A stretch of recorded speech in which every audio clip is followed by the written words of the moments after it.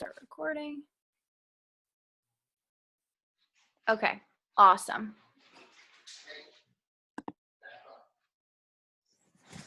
Okay, so I did one of these. Now, can everyone hear me? Give me a nod. Yep. All right, cool. So I did one of these this morning, or this afternoon rather, and I posted the YouTube link on the team page. Some of this stuff might touch on that, so if you watch that video, it might seem a little bit repetitive, but I'm going to go over stuff a little bit differently in this Zoom than I did in the morning. So, hey, Joe. Okay. So, the friggin' algorithm. Everybody is always trying to beat the algorithm, talk about the algorithm. And honestly, before we get into this, I just want to say that I spend a lot of time doing little tests and trying to see, results from stuff. Like, Facebook guards its algorithm like crazy. It doesn't want to tell you what the algorithm is. It doesn't want to, Facebook as a company, they don't want to tell you how they work, the inner workings of it, because then other networks could go ahead and do the same thing. What's to stop, let's say, Snapchat from implementing some kind of, I don't even know if you can do that, but you know what I'm saying. Before Facebook had bought out Instagram, they were like bitter rivals. So when you would share from Instagram to Facebook, like nobody would see your stuff, like, believe it or not. Now that Facebook owns Instagram, that actually helps the algorithm. But anyway, the algorithm is a formula that Facebook has that basically it's how they figure out what you want to see, how to give you the best experience that they can, based on the people that you interact with, but based on your interests. It's kind of creepy even. Like if let's say you search something on Google or you go on Amazon or something, and then you go on Facebook, a lot of times you'll notice your ads that pop up have a lot to do with the products that you just searched. And that's even how far Facebook goes to make sure that you have the best experience ever. So how does this translate into what we do? Facebook also doesn't want us to do what we do for free. They want us to make a business page and to pay them for ads and pay them, to promote ads and everything, because they want to make some money off of it. So if there are certain things that trigger the algorithm so that they don't show your posts, so you can't make money doing it on your personal page. So I'm excited to show you guys just some stuff that I've found to help. And again, if you guys ever want to do your own research on this stuff, there's no concrete document out there that says, like, for sure 100% this is what the algorithm is, because they keep it a secret. The only thing that there are marketing and public relations blogs. Those companies spend a fortune researching this stuff for their own clients. So a lot of times if you dig through the blogs, once they do new algorithm updates, I see 2 of Allison. It's freaking me out. Is that my computer? Am I screwing something up? Okay, anyway. So a lot of times when there's a new algorithm update and you go search on Google, you'll find a lot of these blog sites will be giving away tips, hints, stuff like that. And they're doing the same thing that I'm doing. They're just speculating. But, certain results, like I'll post stuff late at night randomly for a week, and I'll write down like how many likes, how many views I get, stuff like that. And then I'll do it at different times. So that's kind of how I figure out some of the times I think are the best to post and whatnot. So I'm going to tell you what I hope is 100% true. It's what I follow. Could I be wrong? Could I be missing something? Yes, because I don't work at Facebook, so we can't be 100% sure. But I do know some stuff that will definitely at least help the overall interaction on your Facebook. So I'm excited to get into that. Okay, so I'm going to give you guys a few don'ts for the algorithm. And tell me if I'm going too fast, if you need me to repeat anything, if you're taking notes. Now, keywords. Keywords are the easiest thing to trip the algorithm. Things like message me is a big no-no. Contact me, comment below, like this status. That comes across as clickbaiting is what it's called.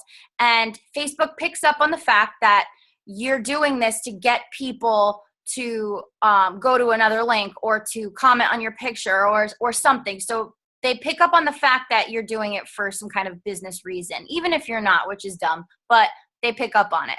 So when you give a call to action like that, and it's asking people to message you specifically or to comment below, that right away will knock down your visibility because Facebook's greedy. So I would not put that. If ever I feel like, because here's the thing, if people want to know more, they're going to reach out to you. You know, if they have no way of knowing how to order or what to get or whatever, even if they don't message you, sometimes they'll comment and they'll ask you a question. And that's why we always say, don't comment back on your status. Like, don't have conversations. Just say, I'll message you. Because when other people see that, they'll have to message you too to get that information. And that's an opportunity to have a conversation going in private. So you always want to just respond to people, I'll message you, or messaging you now, or whatever. And then continue the conversation in private, but never prompt somebody to comment below or anything like that. Message you. There's no need. They'll do it if they have a question. If ever I feel like I absolutely have to, I'll put my phone number with the little phone emoji, or I'll put reach out or hit me up. But that's very, very rare. Very rarely will you see that on any of my posts. See in the comments below. So when people comment on their own page, on their own status, that's like them boosting their status. So that's the same thing as clickbaiting. They'll see that you're trying to generate more popularity on your posts, or that you're trying to show people something in your comments, and it'll pick up on that and it'll show it to less people. So what about the envelope emoji or cell phone emoji? Yeah, you can use envelope or cell phone emoji. That's fine. But I mean, either way, if you feel more comfortable using that, go ahead. But you don't want to follow it up with anything like that, Colleen. I just saw the question. Yeah, don't comment on your own status. That's another big no-no. Don't like your own status. That knocks it down. What else? So if you guys see on my posts, when I have posts about products, or it says the wraps or whatever, I almost always have it spaced out and capitalized. And a lot of people think that that's just like for, just to make it look cool. And it does kind of look cool. I like it. But it's another way to not tip off the algorithm. So I don't know for sure what the keywords are, but I have to assume that Facebook has caught on to the fact that we use this for network marketing. So I'm sure, for other companies, things like Jam or Jamberry or whatever the hell it is, Unique, those are going to tip off the algorithm too.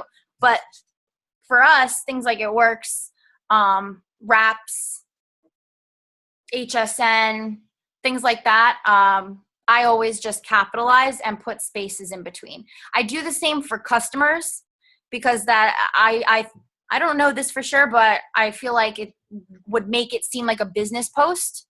So that might tip it off. And I have found that I get way more likes when I put spaces and I capitalize the letters. So it's not even like I'm doing it just like for thrills. I do get a lot more interaction when I space it out like that. So it must mean something. So here's one a lot of people don't realize. When you post more than one picture at a time, so if you post like a before and after and a graphic together, that tips off the algorithm. So what I do is, because I like the look of when you're scrolling through, you see like the two little versions of the picture side by side. So I'll put it through InstaSize, which I'm going to get into why InstaSize is so awesome, or why I always promote InstaSize, or any other collaging app like that. Because I like to just put them both on the same picture and post that instead. When you use InstaSize, well, I guess this goes with the next one. So another thing that's bad for the algorithm is when a lot of other distributors are posting the same picture as you. So when you use InstaSize, it helps with two things. it helps with if you want to have both pictures in one, you can do that. But it also helps make it an individual picture. So let's say there's a really good before and after floating around the It Works world, and a ton of distributors are posting it. Have you guys ever seen the error message come up? It says like, this already has been reported and is being handled or whatever, but it doesn't let you post the picture. I don't know if anybody's seen that yet. But there are certain really popular before and afters that if you go to post it, Facebook won't let you post it. And that's because it's been shared so many times and used. So they keep a tally of the same picture being reposted all the time. I always put my stuff through InstaSize because no matter how popular the picture is, the minute you put it through InstaSize and save it to your gallery and then post it, it's your own picture. So Facebook doesn't even realize it's a before and after. They just see it as a picture of yours from your phone or from your album. So I always put it through a secondary app first so that even, you know, if a lot of people are using it, it doesn't knock down my visibility. Posting too close together in time. I'd say 2 hours is the closest you want to post. Anything like, let's say you post every hour or so, or an hour between, that second post might get good visibility, but it's going to stop people from really seeing the first post. They just do that, I guess, so that you don't flood people's news feeds and screw them up. Because the algorithm, if you notice in the news feed, everybody has a post. You'll see someone's post from yesterday. You'll see one from an hour ago, from just now. That's the algorithm working to figure out what you want to see. So if you're posting a bunch of pictures close together, it's hard for them to distinguish what you want to see when they're going to put it in your news feed, everything. So they'll just not really show the other ones. So you don't want to do that because you want to give that first post a chance to circulate around, you know, to your friends. And then I went over commenting on your own picture. Yeah, don't comment on your own picture. I catch myself doing it sometimes. Even if you go, like someone comments something, make sure that you're replying to their comment, that you're not just commenting right below them, because then that stops the algorithm from, it tips off the algorithm. Sorry, I need another cup of coffee. Clearly, I can't even speak. So things that help the algorithm. InstaSize or putting it through a collaging app. I really like InstaSize because I think it's easy and it's clean looking and it's simple. I don't do the crazy borders. I just keep it nice, like, you know, white borders, easy on the eyes. It keeps it right in the same screen for people to see so that they don't have to like look at the whole picture. They got it right there in front of them. I just love InstaSize. But if you find a collage app that you personally really, really love, as long as it looks nice and clean and neat, then go ahead. Mazel tov. More power to you. So things that help the algorithm. Leaving out the keywords, of course. Spacing out your posts at least 2 hours. When you post a picture with a status, you get a lot more visibility. So sometimes if I'm posting something, especially like a lifestyle picture, a lifestyle post, and I don't know what kind of picture I could possibly put with it. I did one yesterday. All I do is I go to WordSwag or whatever font app you use, and I just like think of a phrase, and I just make a picture with that phrase in it. If you see, for example, yesterday I had one, if you want to check in my photos, the one with the big blue circle that said like, yeah, right, you guys make money doing this or whatever. So when I'm doing my distributor posts especially, and I have no idea what to post, instead of just throwing another selfie in there and people thinking that it's just another selfie, I'll just head over to a font app and I'll just make a little graphic with the font based on what I'm talking about. I got a question here. When others share your status, does that boost your visibility? Yeah, thank you, Allison. That one down there. That's the picture I posted yesterday. When someone shares your post, I haven't noticed that it's really done anything for the visibility of the status. I don't think it hurts the status. If anything, I guess more people are seeing it, so that's great. You can go and add the people who like it, like as friends, if a non-DT is sharing it. So it could be good. I just haven't noticed if it's really like helped when people share it. I know that it used to, but Facebook updates their algorithm regularly. I have a strong feeling that they just did an update right before the holiday. I can just tell with the way the people that I see on my news feed and just the way it is, I just get a feeling. Plus, I don't know if any of you guys are going through this. It's not the worst problem to have. Nick has like 47 friend requests at all times. Like he's getting them constantly. So me, it's like the Sahara Desert, but it's fine. Just send them my way, babe. Don't I always? But yeah, so I have a strong feeling that they changed it. Sherelle said, I have so many. What do you mean?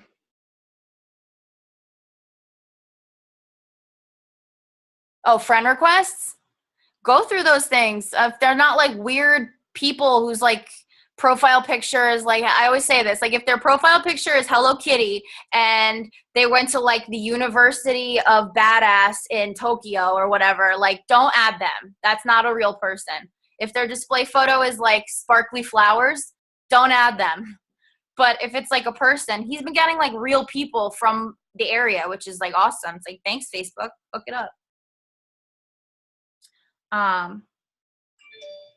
Let's see.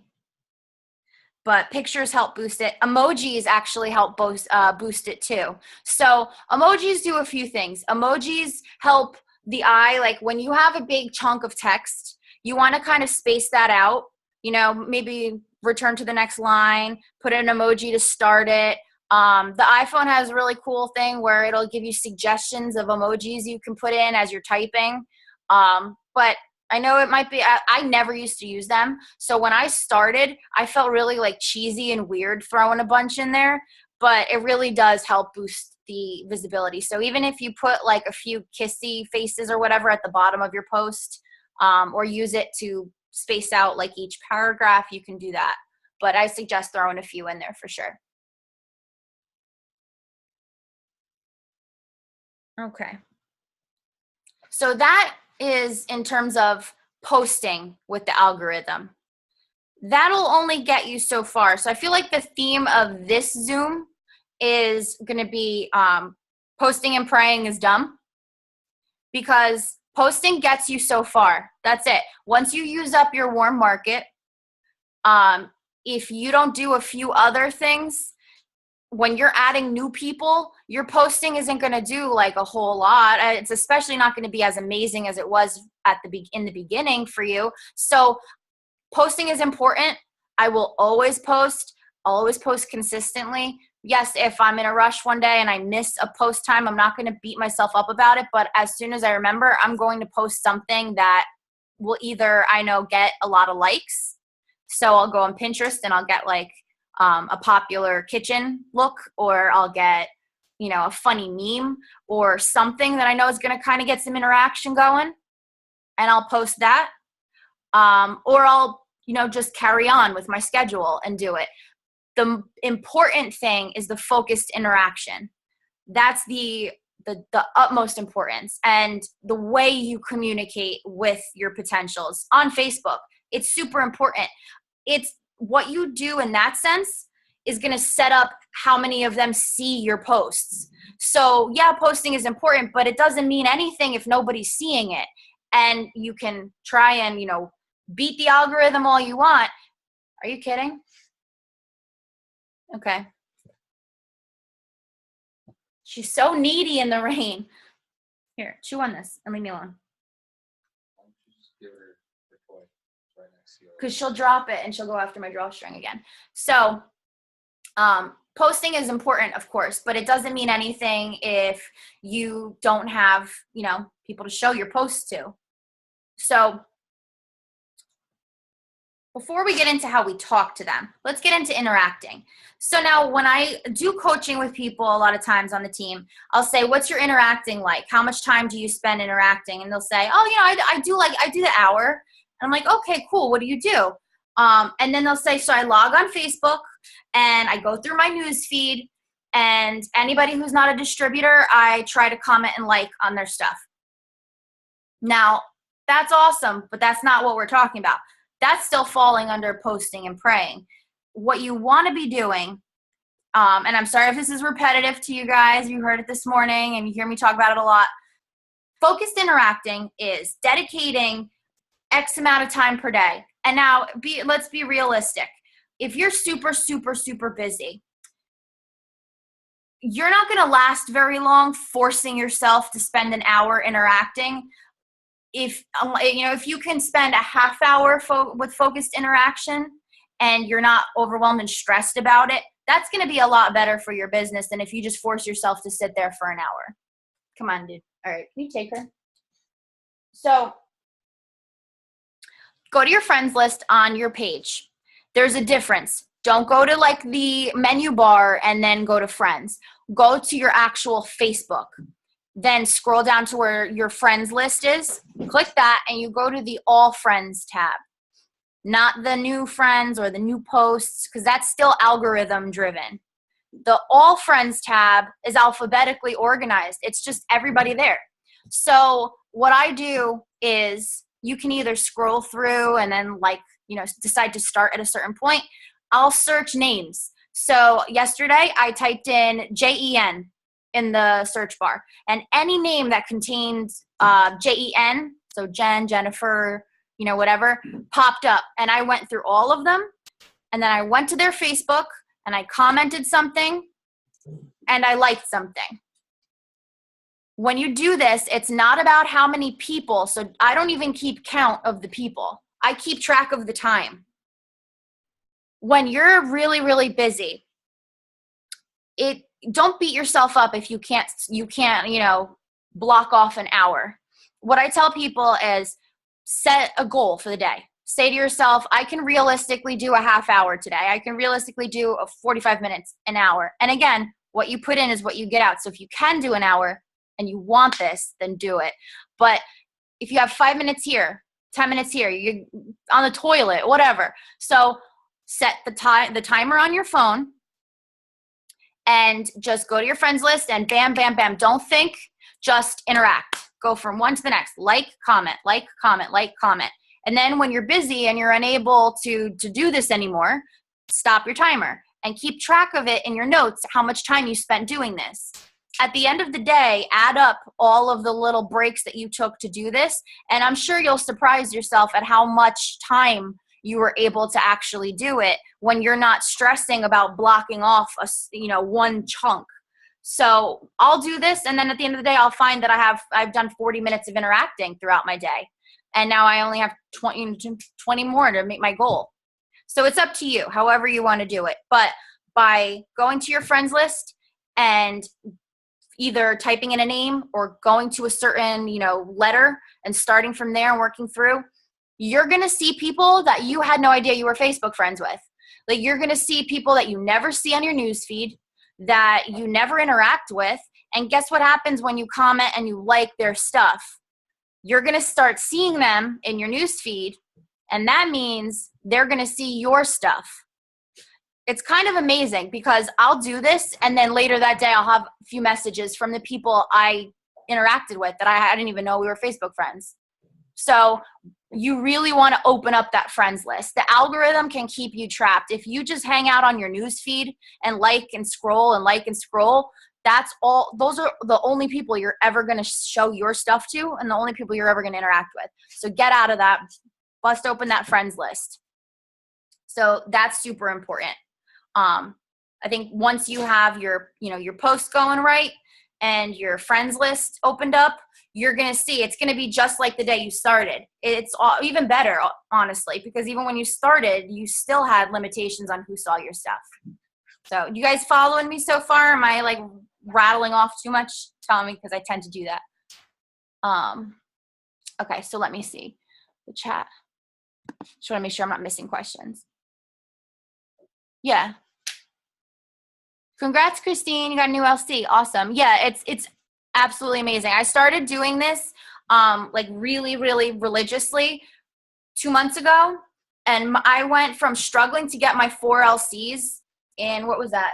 Was it September? In September, I struggled to get my 4 LCs.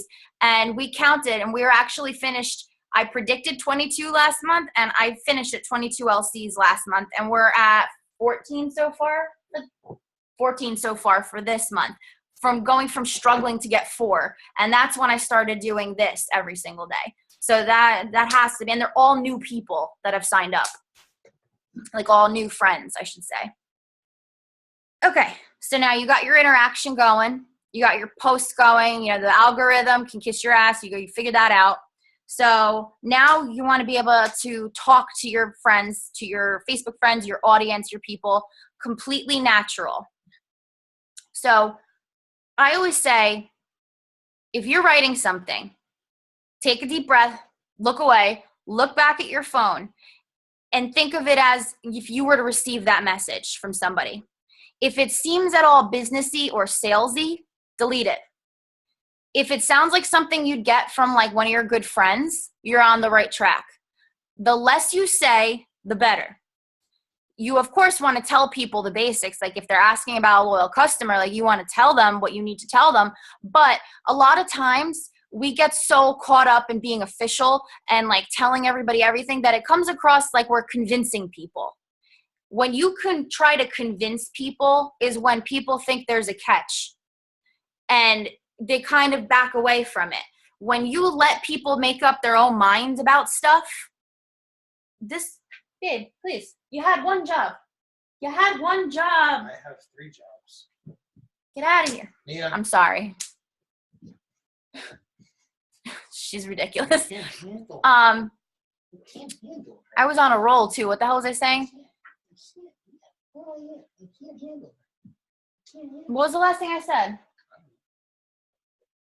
I'm watching the puppy. You're watching the puppy. What the hell was I saying? I had such a good point too. This is life with ADD, everyone. And me. Someone remind me. Ow. Damn it. Okay, yes, not salesy. Okay. So if it looks at all salesy, like if you were to receive this message before you became an It Works rep, would you look at it and be like, whoa? You know, if that's the case, delete it, write it like my messages. I went back in my messages, and this is something else I'm going to talk about. I actually found, don't convince them. Exactly. So I went and found my conversation with Allison Buckley over here, one of my first couple distributors ever. And this was the most unofficial conversation I've ever seen. I think I actually replied to her, yeah, this shit's awesome. I'm just going to say it was hilarious because I go back and I read it too. And I'm just like, and as like chill as it was, the time has just passed and you've gotten so much better at it. Yeah. Like yes. but like as far as like the salesy stuff, like, I mean, I remember specifically you sent me graphics in the message and I would have been like, like that's not something that you would do now. Miss Thang, you asked me to send you the comp plan page by page. I had Yes, I had like 57 attachments. I'm like at work trying to hide it under my desk, like so my boss But anyway, like I think one of the verbiage that I used was like, this shit's awesome. Like it was so casual. The more casual you are, the more people trust you because they don't think that you're scripted. They don't think that you're like, you know, selling them a bag of goods. They're just going to be like, oh, this girl does this for a living, so I'm going to naturally go to her to get my stuff. You know, it doesn't seem like you're a network marketer because the stigma behind that sucks. Like, Nick, I swear to God. Yeah. Bring her in another room.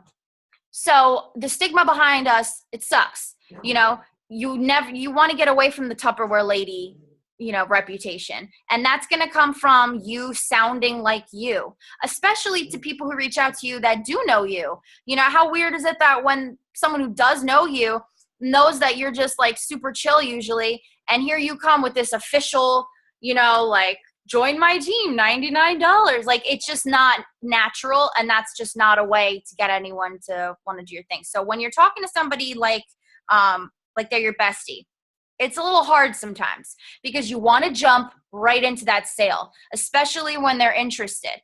When someone comes to me interested and they send me a message, I actually force myself to not answer their question. Like I force myself to say to them, hey, how are you? How was your weekend? And then I'll go to their Facebook and I'll look and see that, like, if any, I'll go on their Facebook and I'll try to see if they have any like recent life events or anything like that, anything that I could compliment or start a conversation with.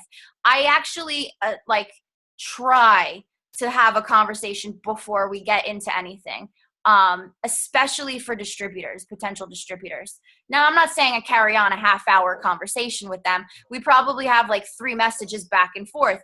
When that happens, they usually will bring it up themselves to you. So that's how I follow up. I just start up my conversations with people as if we never talked about a product, just like we're just, catching up. So let me see here. When I told my sister, I was like, this shit will help me not be in a classroom the rest of my life. Boom, she said, exactly. When you're just you, it's just easy. It's super easy. I feel like a lot of us just don't trust our own voice. Like it doesn't feel like work. So then you don't feel like it's going to happen for you. Like you're not doing what you should do as a networks person. But the more you feel like you're not working, the more you're on the right track, because that's how it should be. It should be casual and fun and easygoing. And that's how you attract more people into your business for both sales and DTs. So I force myself to have a conversation with them, ask questions. So I forget what study this was or whatever, but they had somebody go on a plane and they sat next to a stranger, complete stranger. And the person that was sent for the experiment only asked questions the entire time. Kept asking the lady that he was sitting with all these questions. After the flight, they asked the lady what she thought about the person that she sat next to. And she said that he's the most interesting person she's ever met. They asked her, okay, tell us one thing about him. Like, what did he talk to you about? What did he tell you? And she couldn't answer. She had no idea. She knew nothing about this person, but he was the most interesting person she had ever met because he asked questions only about her. People love to talk about themselves. Like they love to talk about, what's going on in their lives, what their goals are, what they're excited about, things like that. That's how you get a reaction out of people. So ask questions. But I learned this from Mike. Don't ever ask the question, do you have any questions? That's how you end up sitting there for an hour answering somebody's questions, like to the point where you want to like gouge your eyes out. And then they just stop answering you. And it's the worst feeling ever. And it makes you want to like throw your phone. It used to happen to me all the time, especially with PDTs. So when somebody gets into question mode and they're asking the questions, they're now in control of the conversation. So I'll ask them, I'll say, they ask me, how do the wraps work? I'll explain to them, what they do. And then I immediately follow it up with, are you looking to lose weight or just spot tone? And then usually they'll say they're looking to lose weight. And that's when I say to them, well, just so you know, the wraps don't cause pound loss. It's just spot treatment. So, but I do have products for that. How much are you looking to lose? And then they'll answer with how much they want to lose. And I say, okay, great. I have a great idea for you. What's your diet like? And I just try to find out as much as I can. So by the time we get to the products and the price, they're already really invested in the conversation and really excited to lose weight. One little trick I do, ask questions. They're great. When you're talking to a PDT, I ask them what they've done for work in the past. I've asked them, what their interests are. One of my favorite questions to ask potential distributors, and I started doing this recently, actually. I ask them, if money was no object at all, what would you do? Like, name 3 things that you'd do, or things you'd experience or want to do, whatever, if money were no object. And the answers people give you are really interesting, and it starts a lot of great conversation. I have people who come back to me who have family members that are distributors and they buy from me because of all of this talking. My inbox, I always have messages going. And it might not be about the products. It might not be about the opportunity at that moment, but they feel like they get to know me and they get close to me. And when they're ready, they will 100% put their order through with me. And they'll send people my way. I had a lot of referrals this month. Most of my LCs this month that weren't the BOGO were sent to me from last month's LCs. That all came from conversations.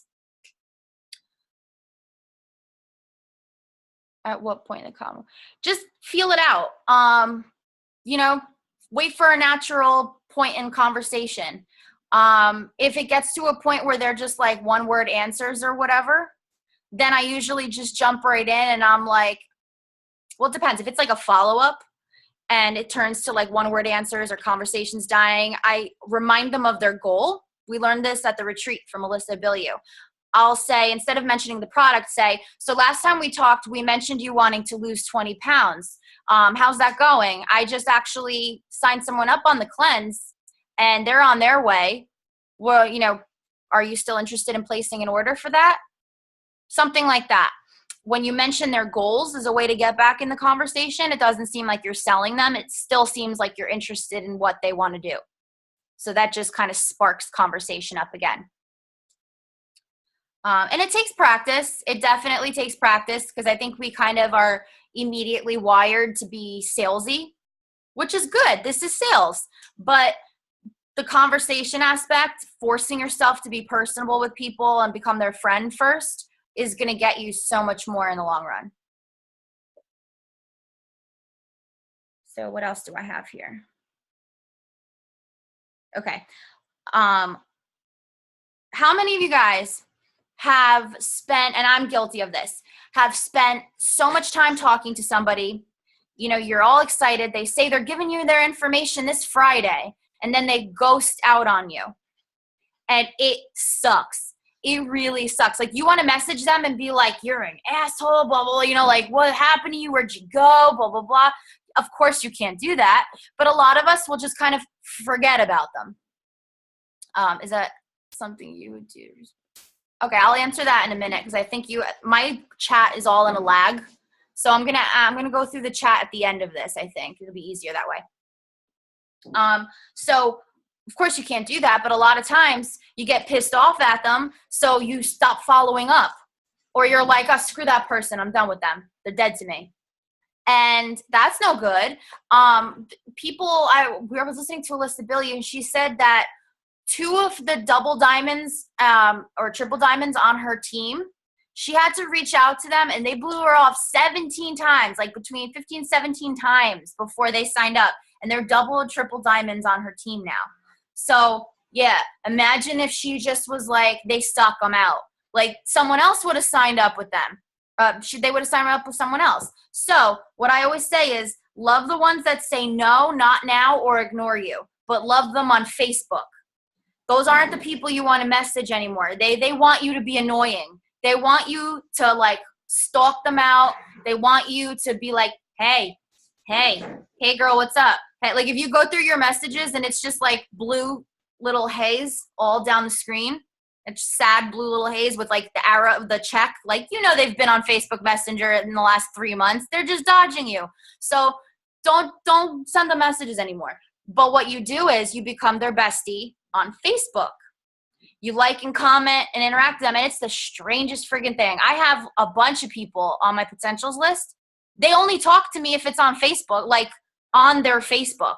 If it's in a message, they just won't even read my message. But if I comment on their status, we'll go back and forth and reply to each other like 7 times. It's the weirdest thing. They always like my stuff.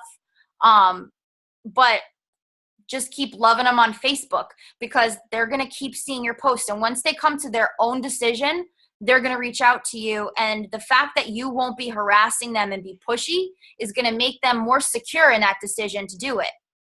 The whole idea, and I didn't want to get into like distributors or anything like LCs, anything like that. I want to stick to this, but the whole idea behind this whole industry is playing hard to get in a way.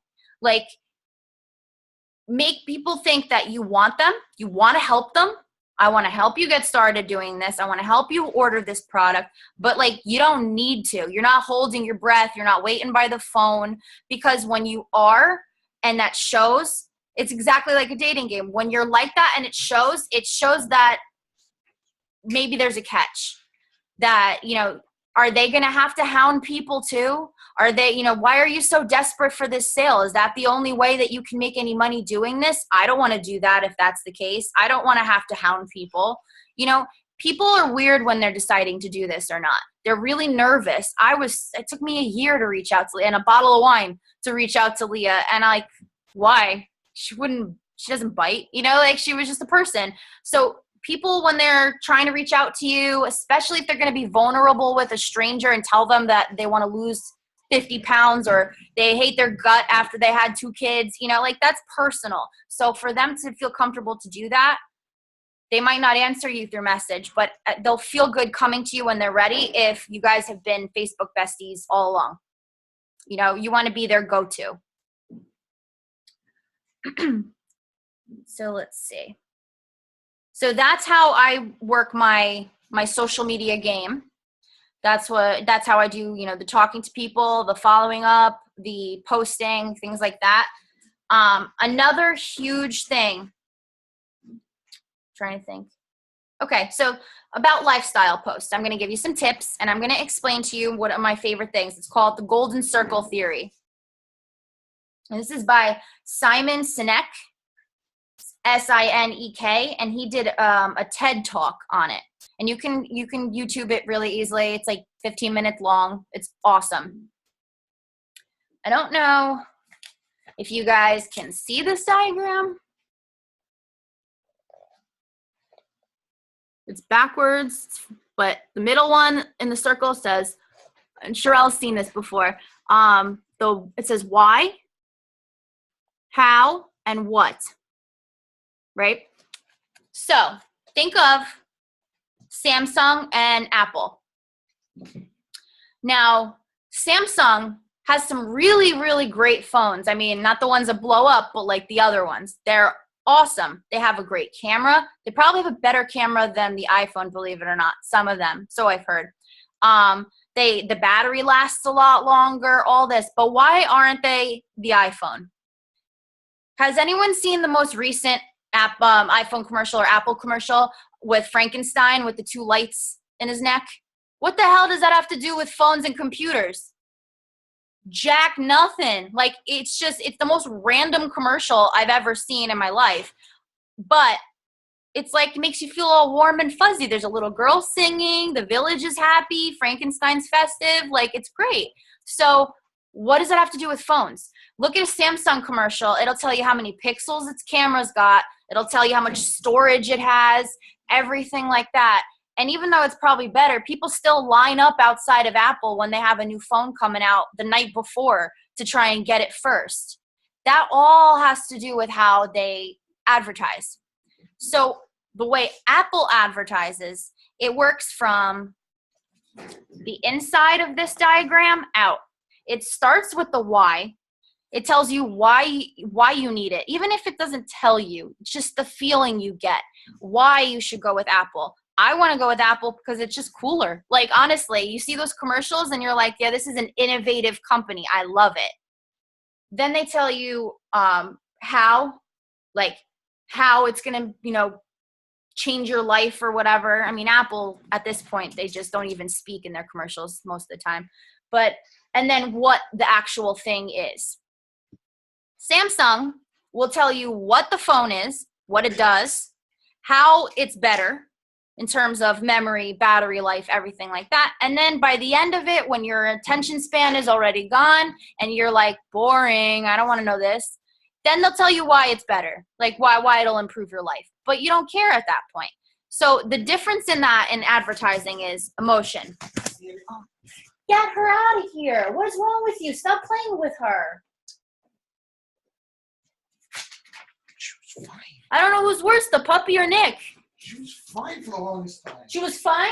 Yeah. She sounds demonic. I mean, I can't do anything about that. I swear. The dog just lunged at the computer. How does that even happen? Um, sorry, everyone. So everything's based on emotion, on feeling, the feeling you get. I get way more likes, comments, and messages on the before and afters I post where I just straight up say, like, I'm so happy I can help make this happen for her. Or, you know, what did I say? I'm like, I'm a broker of happy feelings or whatever. I posted a really good one like last week, and I think it was 5 words long, and it got like 37 likes. I was like, damn. So all of that has to do with the emotion. I didn't mention what product was used. I didn't mention how long they used it, how much weight they lost. I didn't mention the price, the difference between a loyal and a retail customer. Nothing. I just mentioned the emotion that that person must have now that they've achieved this goal. And that's enough to relate to people, enough to be like, I want to feel like that too. And it makes it easier on us because we don't have to sit there and think that we have to write out this whole big perfect post. You know, just be you and write how you feel. And that's it. That's how I write my posts. So this Zoom is a lot more about, I guess, how I do the things I do. If you watch the one from this morning, I broke down like specifically how I write my lifestyle posts and tips and tricks to like store them, you know, store pictures ahead of time, things like that. That's more like the nitty gritty of it. This is going to be more of a broader thing. But I do want to share the exercise I do for lifestyle posts because, you know, anybody who watches this one, I think that lifestyle posts or Y posts, 3F posts, whatever you want to call them, people sometimes struggle with writing them. You know, you don't always have to write them looking for distributors, but you should always be trying to show who you are and how that ties in with what you do so that people can associate you with your business and think of you as their go-to. So a little exercise I described more in depth this morning is my word association exercise.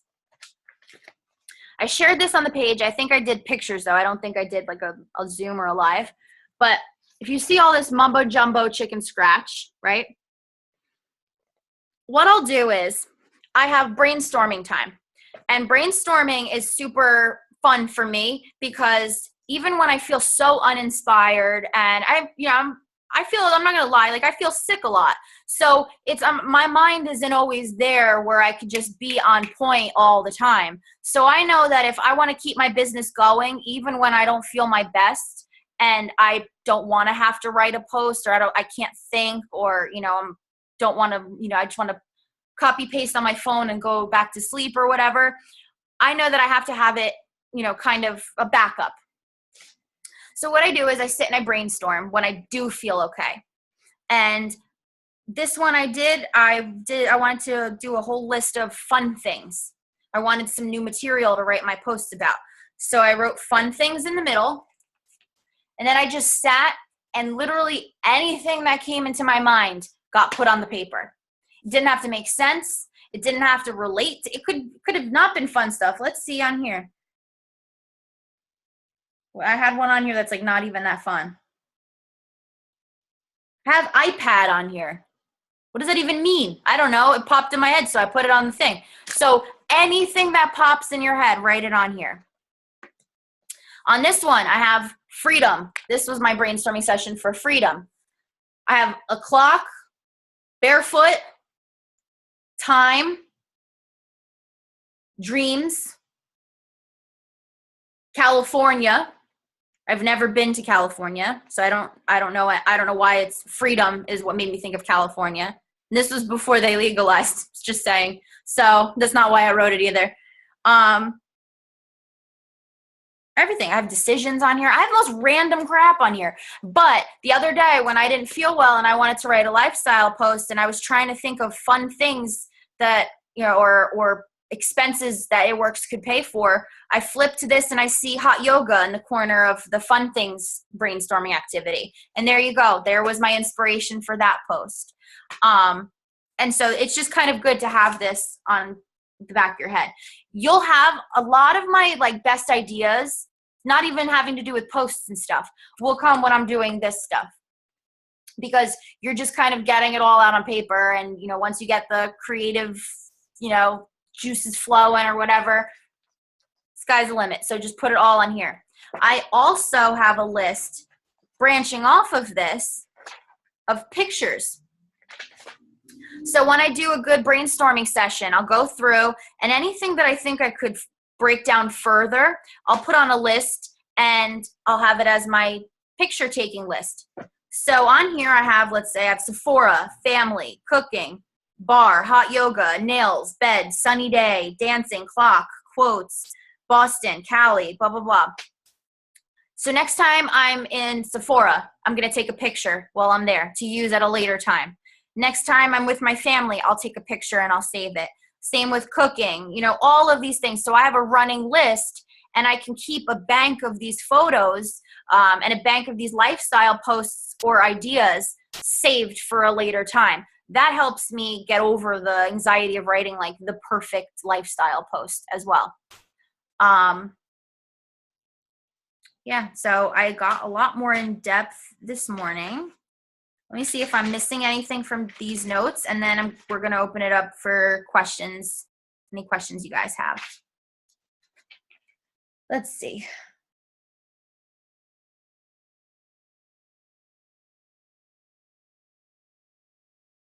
Okay, so we always talk about mindset being a thing, and I know that it might be hard to think that mindset could really do it. Like how is me being positive going to get people to message me about friggin' exfoliating peel? Like, you know, it seems like it's ridiculous, but it's so not, because you don't even realize the energy that you put out when you're feeling a certain way versus another way. And it has to do with the way that you write, the way that you interact, the openness that you feel to interacting with people, the way you kind of let rejection slide off your back. When you are in a bad mindset, the littlest things can compound and start making you doubt yourself and start making you think that, oh, I haven't signed an LC yet in a week, in a month, in 2 months. I suck. No, that mindset sucks. And that mindset is sucking the life out of you and out of your business and making this a chore. And you're setting yourself up for failure already, because you're going to soon dread this. That's why people quit, because they start beating themselves up because they either don't have the time to dedicate it. And that's not true. Everyone has time, but it no longer is a priority because it's no longer fun. When it becomes serious and a chore and you harp on all of the, you know, there's going to be a lot more people that say no than yes. It's just the way it is in sales. When you harp on that, it makes this unpleasant and it makes it a chore, and it just takes all the good things out of it. And then why would you do it anymore? You're not making money because you're not making sales, and you feel shitty all the time. So mindset is absolutely huge, because mindset allows you to spend a month talking to people and getting no sales and still be excited for when those people come back and buy from you, and doesn't let you quit right before, you know, something great could happen to you. I had someone come to me last month and place a 300 BV order with me because she was working with somebody and she had been a loyal customer of this person for, I think she said like a year or so. And then they just quit. They never talked to her. They never responded to her. She was messaging them. They canceled her auto ship on her, like everything. And she didn't know where to get her products from. And they just stopped. So she came to me and gave me 300 BV, which is awesome. But you know, like, who knows if that person stuck it out a little bit longer, or if they had a better mindset and they weren't so hung up on the people that said no, if they still have this amazing loyal customer ordering under them, you know, who knows how many others they would get. That's where mindset really is the big deal. Mindset is more, I feel, in my own personal opinion. Leah taught me about this. So, I mean, I am by no means an expert. I've only been a somewhat pleasant person for about a year. I was a grouchy jerk before then. So in my short time learning about mindset, my personal opinion is that mindset doesn't make the sales happen. Mindset makes you able to go make the sales happen by controlling your own emotions and not letting you go right to self-hate mode, which is our default as people. You know, someone says no, it's because you suck.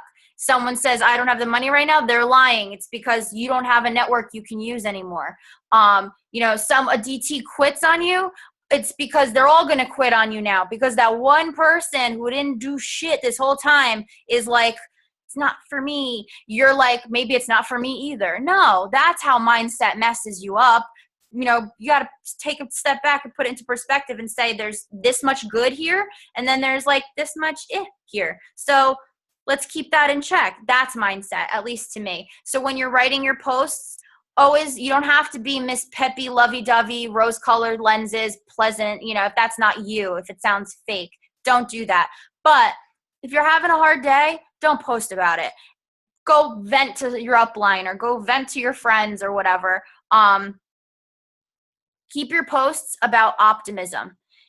I find that even that when I'm feeling crappy, I'll force myself to sit down, and I say this like to everyone I talk to. I write 5 things that are going well for me at that moment. Could be business related or not. Could be the tiniest things. I said, you know, my eyebrows could be even that day. That's something that's going well for me. I write it down. I write the 5 things that are going well for me, and then I try to force myself to write a lifestyle post about optimism, about what's to come.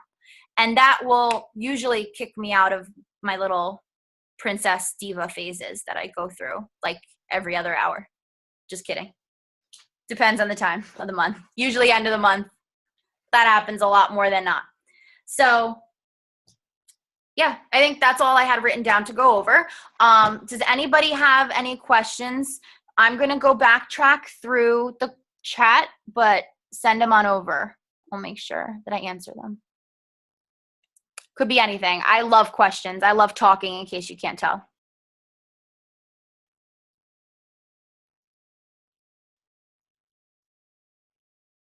So, Allison, you said, is that something you would do to re-spark the convo? What did you mean by that?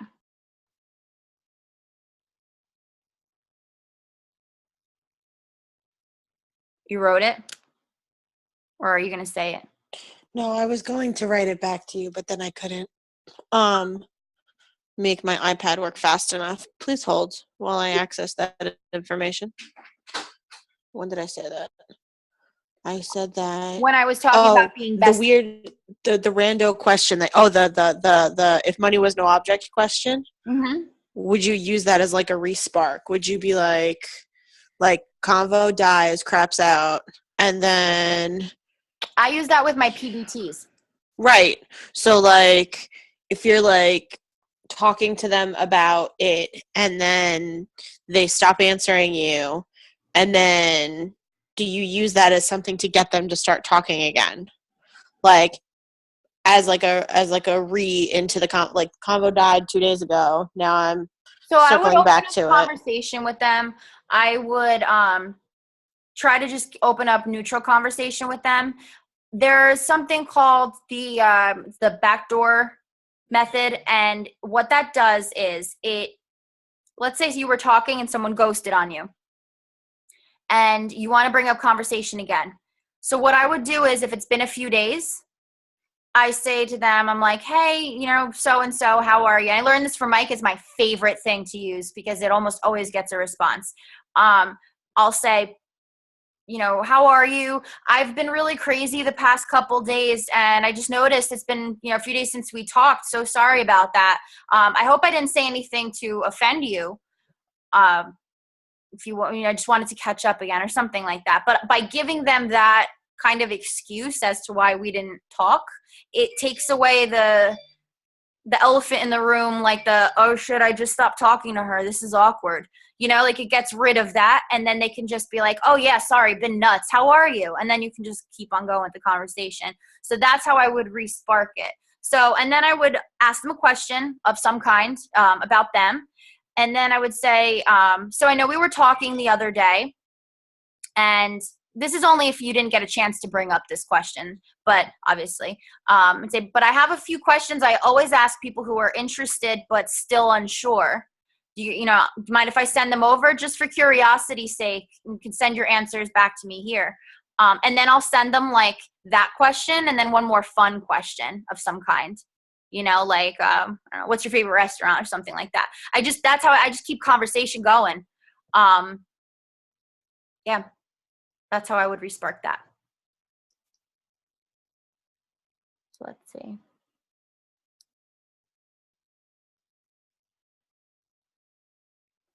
Okay, so any tips on how to juggle the full-time family and it works? I find that when I get home, I'm so exhausted.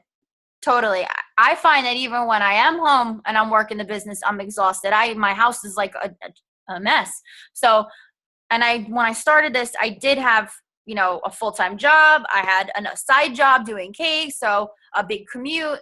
So it could be definitely, I feel like it's not even the physical effort that goes into it. It's like the mental effort. You get home and your mind is pudding. So how do I juggle that?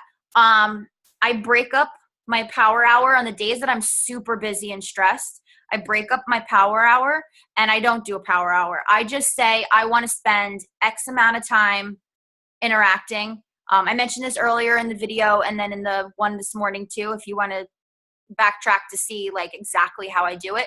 But I'll take it as it comes. And when I get 5 minutes here, I interact with people on Facebook using my method.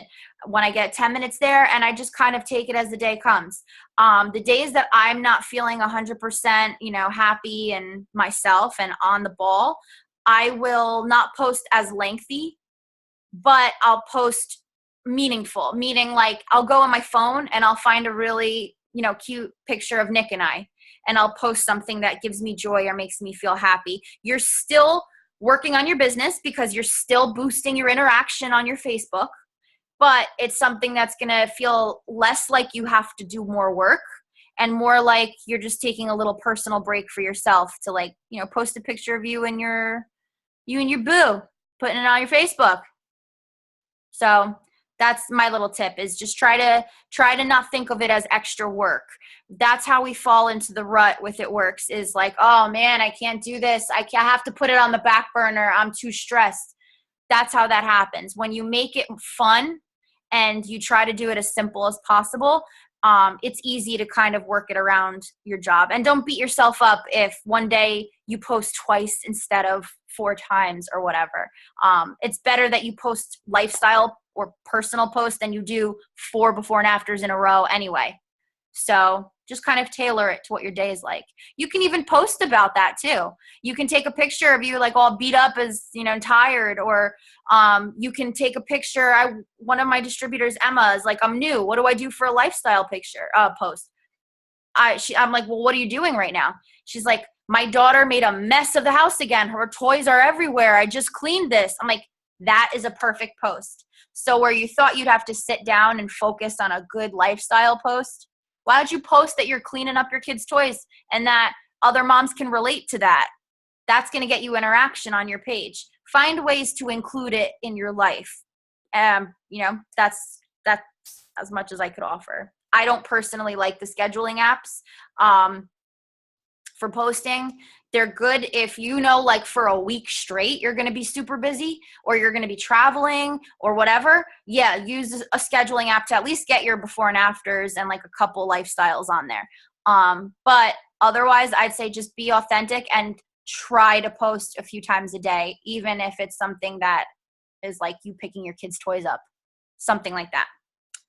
Hope that helps. Any other questions? Seriously, don't hold back. Don't be shy. I'm going to throw some questions. Your guy's way. I don't even know how to say that grammatically correct. Sorry. What is the number one objection that you guys hear when somebody reaches out to you and they're asking about the product? What's an objection you get from them when they don't end up closing the sale? I see everybody lighting up their keyboards now.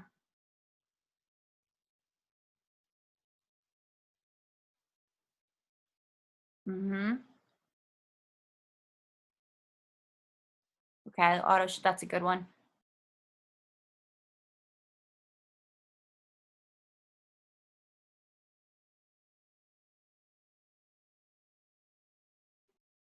Okay, awesome. Awesome stuff. Okay. So when people say that they don't have the money right now, a few things. It's bullshit. Why'd they message you? Nothing's worse than when you see them and they're out the next night and you're like, I've had a girl dodging me to buy the kit for like 2 months, but she just told me that she went and spent $1,000 on Black Friday and didn't get any gifts for her family. So I'm not that sad that she hasn't bought the kit yet.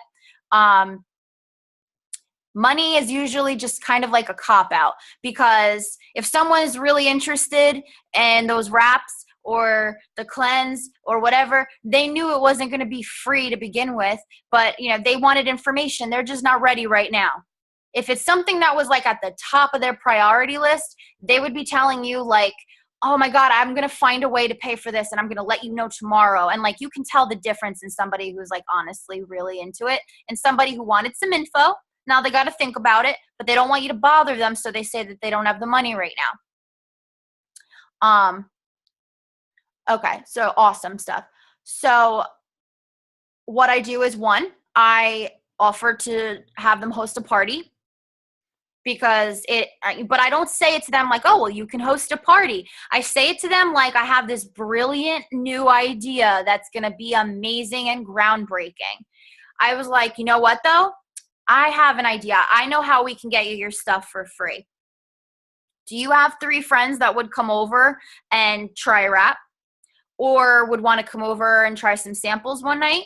If you explain to them that it'll help you get a free product, and if they want to do it like with their friends, they can get free products, they'll probably do it with you. And that's how I don't really do the big parties, but I'll get like, 2 or 3 people at a one-on-one session, which is even better because you're able to talk to people more. So I offer that first when they bring up money. When they still say no, that's how you know it's not money, because you're telling them straight up, invite people over and I'll give you free stuff, and they're still making excuses. So it's not the money. They just like wanted info or they wanted it for free, either one. So what I would do is I would give them that party offer. Usually they'll either book or they'll say, I'll let you know. And I'm like, okay, great. I'll follow up with you again in a couple weeks and see how, what we're up to. And that's when I go back and I become best friends with them on Facebook. That's when I will. And I'm not sure if you were on with us earlier in whoever asked about, well, a lot of you asked about the money situation, but see this BSASSEE iPhone. That's what it's coming up as. I don't know if you heard earlier on that whenever someone says no to me, no right now or whatever, money. Oh, sorry, Brittany. Hey, Brittany. That's when I become best friends with them on Facebook, because your posts are gonna bug them not bug them in a bad way, but like eat away at them to the point where like they need it, where they're like, damn, every time she posts about that cleanse, like I should just really get it. Like I should just buy it. But they're not gonna think that if you keep messaging them. So when they say no to me, even if it's for money, I still go and I become their Facebook bestie. Brittany B. Oh, you're cute. Sorry. I butchered your username. I'm sorry. Okay. What else? So I see a lot of, so it's the money after the holidays. That's a good one. I'll say to them, it depends on the product too. Like I could understand if it's like the skincare line or whatever, because people are going to be spending money on gifts for other people. And not for themselves. I've been offering people I've been offering them one-on-one sample sessions or free VIP sample sessions as a holiday gift. So I'm actually going to be creating like little vouchers, and they can give it to people, and then you can come over and they can try samples of everything right then and there. So that's a good way to get, at least to stay in touch with them during the holidays. That's going to be the most important thing. I'm so excited for January because it's crazy. People are all like, chubby from eating. They feel like crap about themselves. They're like, now it's just cold and miserable out and they just got to wait till summer. They want to be skinny for summer. New Year's resolutions. January is awesome, but you have to stay in contact with them over the holidays. So when I do get objections about the holidays, I don't take it to heart. I still keep in contact with them. I still stay Facebook besties with them, and I offer them the party. So, and I tell them fat fighters. Fat fighters are huge for the holidays. Be like, well, are you guys going to eat a lot of carbs during the holidays? Who doesn't? Don't you want to block them? It's $23. Anybody can swing $23.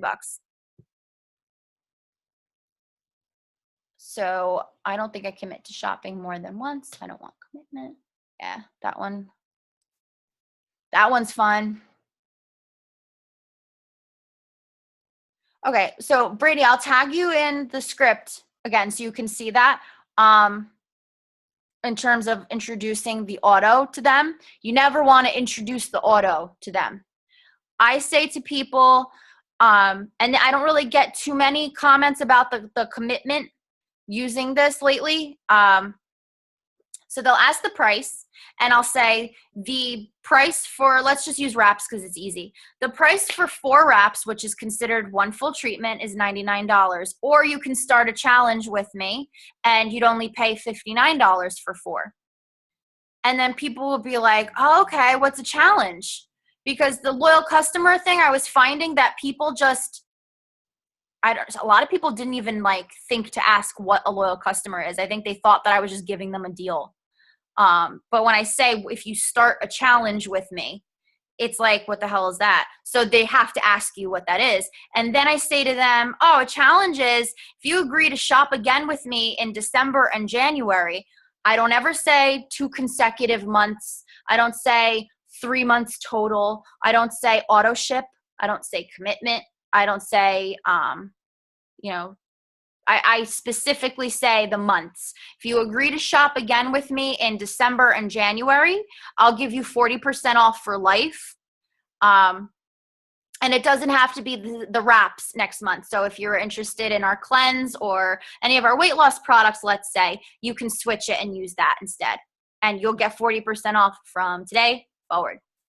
I try to say this in a voice note, but at the very least, by saying it, by saying the month specifically, it relaxes people a lot more. I don't know why, but I haven't had any objections to the commitment or to the auto ship since I switched over and I've been saying challenge and I specifically say the months. When people do object and say, well, I don't know if I'm going to want it again. Christine and I, we were just talking about a customer who just did this. Like, I don't know if I'm going to need it again. That's great, easy to take care of with weight loss, because I'll ask them, well, how much do you want to lose? So if somebody wants to lose 60 pounds, that's not going to happen in 1 month. I'll straight up say to them, be like, even if you went and got weight loss surgery, you're not going to lose 60 pounds in a month. That's just not possible. So we have a lot of people who need our products longer than a month. And for them, we have this kind of repeat customer discount. This is how you're going to get the best deal, and you'll be able to try more than one product if you'd like. We can change when you get your items. We can change what you get. But the way that we give you almost half price is by you saying you'll buy again. And this is another one that I do. I say to them, if not, it's okay. The pullback. I say, if not, it's okay. The regular price is $99. So you can just pay $100 for the 4 wraps and you won't have to worry about next month. And then they'll think about it and they're like, yeah, but $60 is so much better, and then they'll mull it over, and I'll say to them, or this only really works with the wraps, but this is my favorite thing. I'll say, or I have an idea. There's 2 ways that you can start a challenge. You can either do the products again in December and January, or you can pay the enrollment fee. Most people just want to try other stuff or want to keep using the stuff, so they'd rather do that than just give us $50. But if you're really worried about, maybe you'll love it and you'll want more, or maybe you won't, paying the $50, you'll only spend $10 more than the retail price for these wraps anyway. And you'll be a loyal customer for life, and you don't have to buy again next month because it's $50 for the loyal customer enrollment, and it's $59 for the wraps as a loyal. So that comes out to $110 versus $99, which is what they were going to pay retail anyway. You always want them to be a loyal customer, because they will, one, regret it if they do want more product, and that might keep them from ordering again because it's expensive, or they'll have to do the 3 months then. And two, once they are loyal, you can always go back to them with sales, promotions, BOGOs. They're really easy to talk to, and get them to buy other stuff that helps your volume at the end of the month, especially. So do I get objections about buying again if they don't know if they like the product or not? Yeah. But by the time I talk to them about just it making sense money-wise, they usually just become a loyal. And then they're like, what other products do you have? And I'll tell them, our fat fighters or carb blockers, they're $23. You don't have to get the wraps next month. We have plenty of other things that range from $16 up to the $60. So it's all about just talking to them. Don't get scared. When someone objects, that's the biggest thing. When someone objects, I think our natural instinct is to be like, shit, lost the sale. But don't get like that. Just keep talking to them, talk them through it. Everybody thinks that we're shysters and out to get their money. And, we have to fight that stigma, unfortunately. So by remaining calm and talking them through it, they usually just become a loyal. Okay. So, any questions about following up before we get off of this one? So I'm definitely over on my time. That's the last thing I wanted to cover. If you guys had any questions about following up. Nope, we're good. All right. Well, if you guys have any other questions and that you think of after we get off here, you guys can all, feel free, shoot me a message. I don't bite. I love to talk about this stuff. I'm big mouth. And I hope that we all do get to talk after this. I hope you guys enjoyed this and I helped. And I hope you guys have a great night. Bye.